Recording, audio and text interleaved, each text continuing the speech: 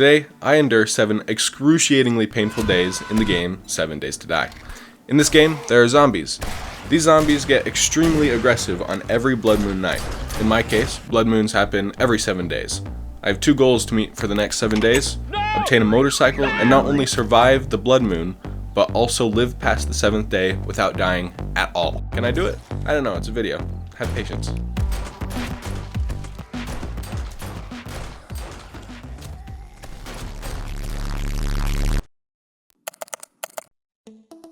On day 1, I spawned in a forest. Whoa, we're back. We're alive again. All the other options are definitely not preferable, so I'm pretty happy with it. Lucky for me though, when I turn around, I saw my first POI, a gas station. This is great, because gas stations have a possibility of spawning with loot crates that might have a wrench. The reason why we want a wrench is because it's the first tool that somebody can obtain to salvage most mechanical or electrical things in the game. I'll tell you the reason why we want to do that a little later. On my way over, I completed a few of the starting quests, which in total give a player 4 skill points to use however they please. These skill points can be expended on many different skills, but the one that I want the most is Grease Monkey. This line of skills enables many different crafting recipes for vehicles, including the motorcycle. And would you look at that, we're at the gas station. I don't want to go through the back, because I know there isn't much loot back there, so I made my way toward the front and realized that I could only go through the back. Can't enter through there? So I built over the fence cautiously and found a zombie. Oh, that's a young man right there. I drew my bow, aimed right for the face, part of his face. He didn't die, but luckily I have a slightly larger than average stick. This zombie's fate was then shared with the other 3 roaming the establishment. Oh. Hey, buddy. What y'all doing?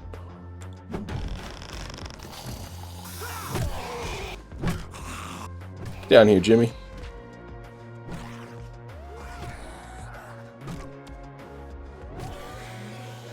There weren't any good loot crates other than one, the Pass and Gas crate. This has the very rare chance of containing a wrench schematic, probably like 1 or 2%. I didn't get it, so I made a very detailed note on how I would explode the building, and moved on. Okay, yeah, there's another thing over there. Oh, there's a ton of stuff. Whole town.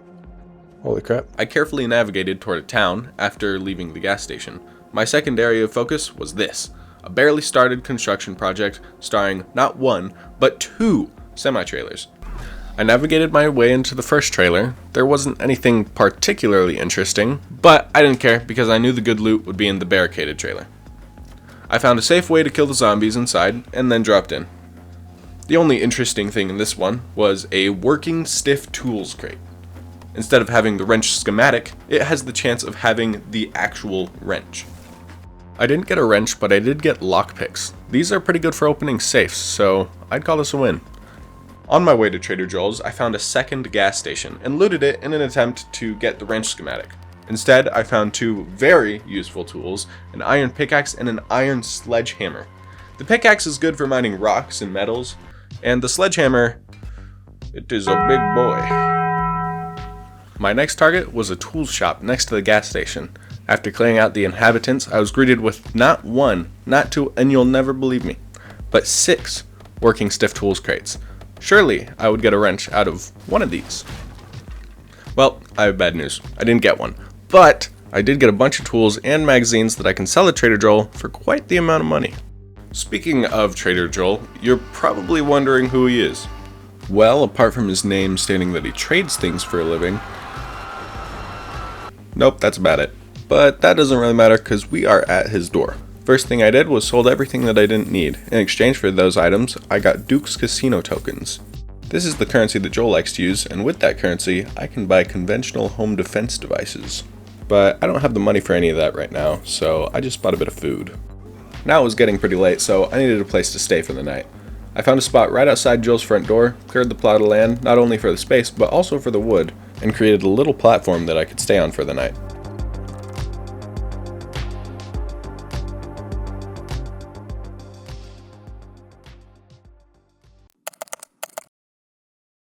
I started this day by spending my skill points on the advanced engineering path. This would unlock crafting for the forge and the workbench. These are just workstations that expand the amount of things that we can craft. One of those things being the motorcycle, but we also need the tier 3 grease monkey skill to be able to do that.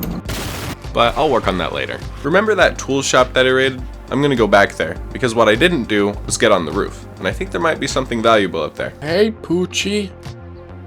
Hey. That didn't kill him. Oh boy. Oh, but I'm too good.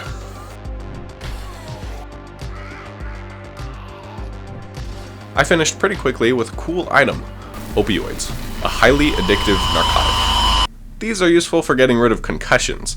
And you know what I have? That's right, a concussion. Where are they? Where are they? I could stop taking these whenever I want. In my inventory, you can see that I have a lot of stuff. This is not very good, because for every dark square in my inventory that an item takes up, I get slower. So having my inventory filled with stuff is definitely not beneficial for me. So I made a couple storage containers and dropped off everything other than the essentials.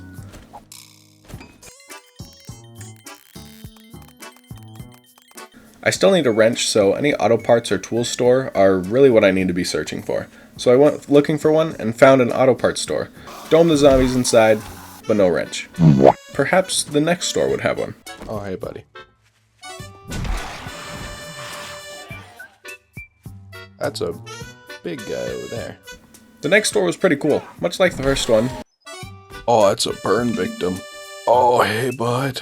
except there was an underground bunker type area. Very apocalyptic, so I give it a thumbs up. You know what it also had? Crates, one of which contained a schematic. A wrench schematic. This unlocks the crafting recipe for the wrench, so we can make as many wrenches as we want. All we need are these materials: forged iron, mechanical parts, and duct tape. The only thing I'm missing are the mechanical parts, so I went over to Joel's to see if I could buy some, and would you look at that, he sells them for 96 dukes apiece. I headed home, grabbed everything I needed to make the wrench, and clicked the craft button. While it was crafting, I got the tool nipper skill so I could craft the claw hammer, which is a tool that's required to craft the workbench. And once the wrench was done crafting, I immediately salvaged the nearest car. But you might ask, why is this so important? Well, Joel is willing to pay for these materials. Big time. I'm talking like the hundreds per car. These parts are conveniently also the exact same parts I need to construct my own vehicles. I killed zombies and salvaged cars and other electrical components for the rest of the day, landing me on a huge bounty of loot that I could then sell to our boy Joel. Greetings, stranger. I've got the Stranger? best deals Dude, in I've been this game. I'm your only customer. I ended up pawning everything for 1,768 dukes. And I didn't even sell all of it. I kept the steel, iron, and a level 6 car battery. This happens to be the highest level an item can be in this game, so I'm going to keep it for my own use. I decided to end day 2 and celebrate in the most American way I could think of. Make a pistol and unleash its powerful 9mm rounds on the nearest thing I could find. Isn't too good, but it's worth having. I started off day 3 in a happy mood, so I decided to go out before 4 AM to salvage more things. If you haven't played this game before, you're probably wondering, why wouldn't you want to go out before 4 AM? Well, there's a very valid and not at all embarrassing reason why. I am scared. But the reason why is because the zombies are much faster than players at night, so if you ever encounter one, there's no tapping out. You have to kill it before it kills you. But I wasn't thinking straight. And while I was out, I started banging my wrench on metal without even checking my surroundings, and completely missed that there was a fully grown wolf with Black Ops 3 zombies' eyes right next to me. You look like a cute little Poochie. Oh boy, oh boy.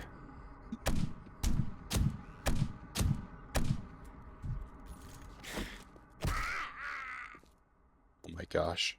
Oh my gosh.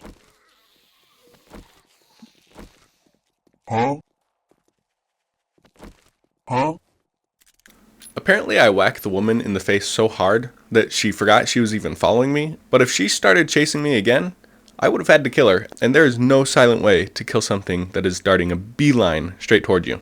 So when I would have given her the final blow, the 8 sweaty men that charged out of the bar would have heard me, and I would have been a dead man, and the challenge would be over.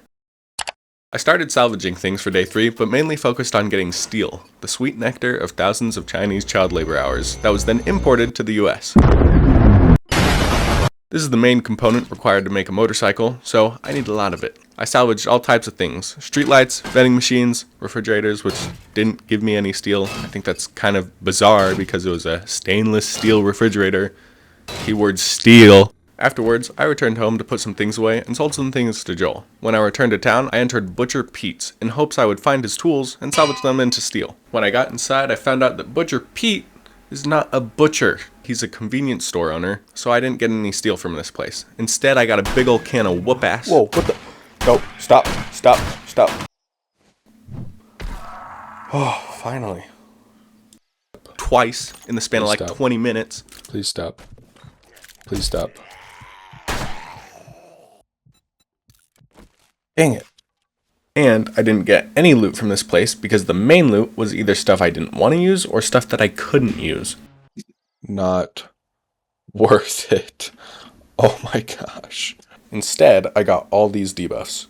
I literally can't have more than 30 health, even if I wanted to. I ended the day by starting crafting on the forge, Bada bing, bada boom. which would take about 2 minutes. During that time, I spent 2 skill points on the Grease Monkey skill. This unlocked the mini bike recipes.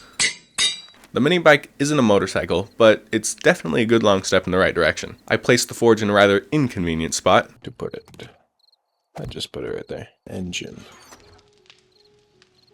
Okay, also the... Whoa! Duh!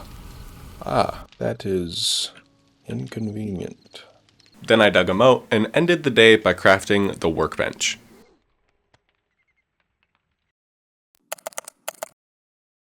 I began day 4 with a sense of confusion. It may not seem like it, but I actually do take breaks in between recordings so I don't die and stuff. So sometimes, when I come back, I am absolutely dumbfounded on what the heck I was doing previously. So I rummaged through my stuff and came to the conclusion that I was working on a mini bike. All I needed was 2 leather, so I set out to get some. I got more than enough scrapping things, returned home, and began crafting on the handlebars and chassis for the mini bike. While they were crafting, I wanted to see what Joel had to offer, because every 3 days, he sells new items. But I was rudely interrupted by a protesting group. Joel had some pretty cool stuff. He had antibiotics, which could get rid of the raging infection I got yesterday. Another thing that caught my eye was his level 3 pistol. Level 3 normal pistol. My current choice of weaponry is a level 2 pipe pistol, which does less damage and has a smaller magazine size than the one that Joel has. And worst of all, mine doesn't look as cool. So I need to go salvage some cars and make that bread.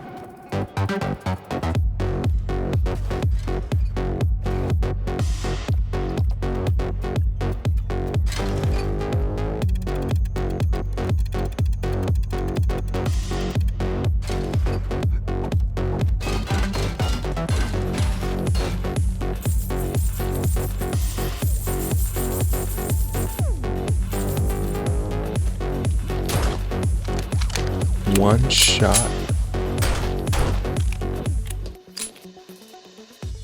While I was out, I found many magazines, one of which could teach me how to make a double pocket mod for my clothes. These replace 2 dark spaces in my inventory with the lighter ones, so I don't walk slower when they are filled. Pretty good find. While on my way back home from Joel's, I also heard a plane with a supply drop overhead. These supply drops could have anything, whether it's food, guns, or traps. I would love any of them. So I went down because A, the drop is probably pretty useful, and B, I get to use my mini bike. It didn't look like this though, it looked a little more like this. I found it and I got potatoes paired with some wood frame shapes. Basically the normal stuff that you need to build a house. This day was practically over, so I went home, sold some things to Joel, and yet another group of protesters were at my base. This time saying things like, "Have you seen our friends?" and "Do you know where they went?" Clearly, they just wanted to waste my time, so in turn, I decided to lay waste to them.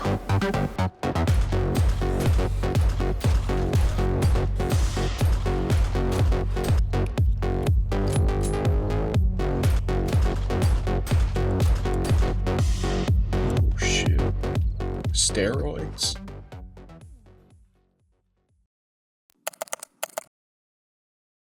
I started day 5 by crafting one of the double pocket mods I was talking about earlier and started salvaging cars. After salvaging a few cars, I entered a bar, the Dead Rooster. Kind Kind of an interesting name choice, but it's whatever. I killed the inhabitants and found out that the dead rooster was an underground cockfighting dungeon. And you know what else? It had a freaking machine gun in there. I can't imagine the type of fights that went on down here that required machine guns, but I'm glad I now have one in my possession. The rest of day 5 was pretty much just salvaging. There was a cool construction site that I explored, but the only good stuff I got from there were building materials. While I was out, I also found an incredible amount of magazines and mailboxes. With the money I got from selling everything, I bought even more building supplies. Bob would be so proud. Before the next day, I crafted 9mm ammo and got all my building supplies together for tomorrow. The wrinkled brains among you may have preemptively guessed that I would be fortifying my base today, and you would be right, hence the reason why I wanted building materials yesterday. I started at the bottom of my base, giving it the strongest materials because they would be damaged the most.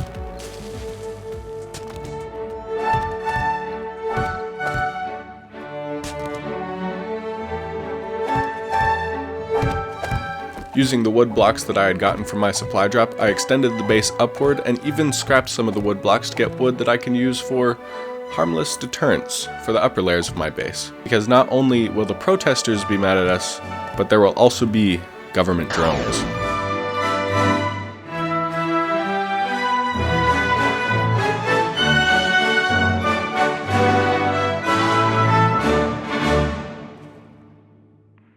By about noon, I had a glorious multi-million-dollar estate, and I even had a barely functional garage for my bike.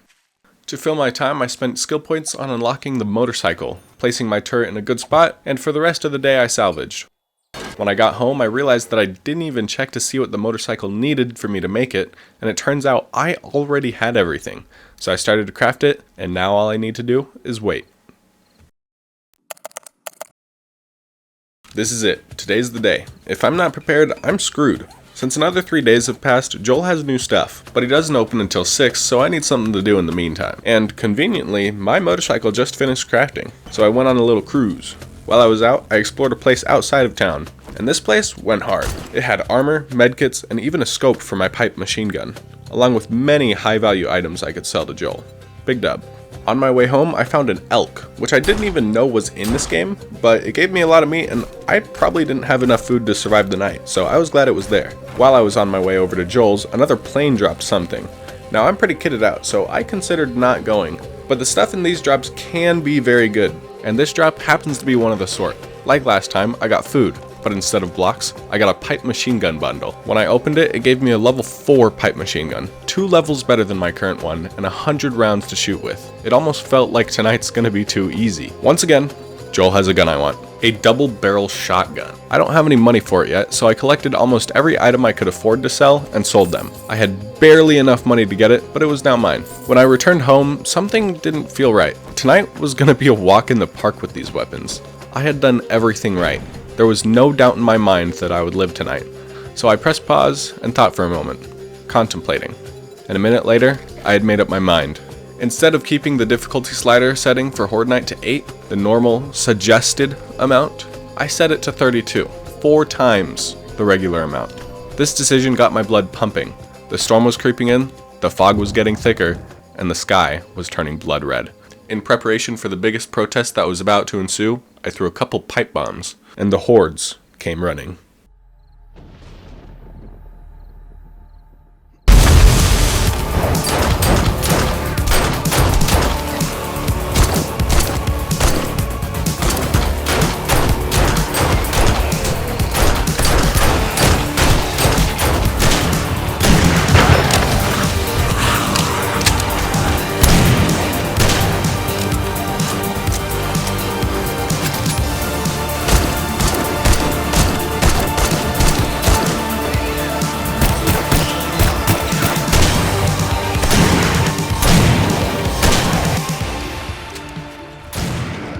By 12 a.m., I had ran out of all my ammo for my pistol and machine gun, and had to kill the rest with my shotgun. Without my shotgun or my new assault rifle, I probably wouldn't have survived tonight, but because I did have them, I got to watch the sunrise in the morning, signaling that I had completed my challenge. Now while this video is over, I would like to remind you that I will continue to make bigger and better videos in the future, so if you don't want to miss out on them, please consider subscribing and ringing the bell. If you don't, there may be consequences.